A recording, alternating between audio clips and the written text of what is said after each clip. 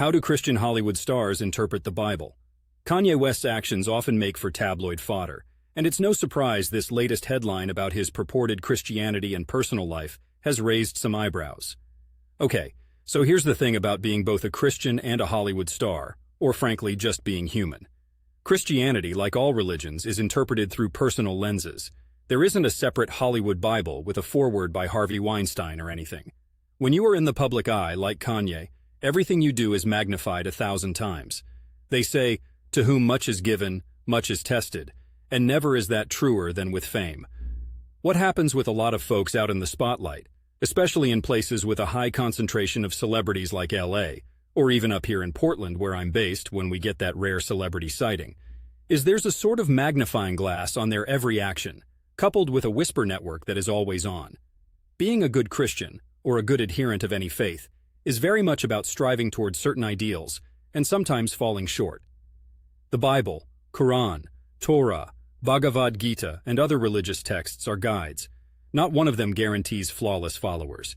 If anything, they're roadmaps for flawed people seeking betterment.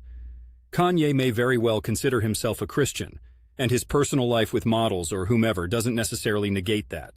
There's a pretty famous guy in the New Testament who hung out with folks of disreputable professions and was criticized for it. And I believe he's pretty central to the faith. It's easy to sit back and judge high-profile people. "Let he who is without sin cast the first stone" is one of the most forgotten Christian lessons when things like this crop up. What might look like hypocrisy can also be seen as someone struggling with their own morals and values, just under the harsh scrutiny of the spotlight.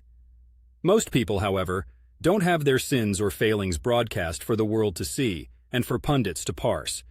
They work through their inconsistencies and flaws without an audience. Ultimately, the question of whether Christian Hollywood stars follow a different set of biblical teachings comes down to the same answer for any individual. Faith is a personal journey.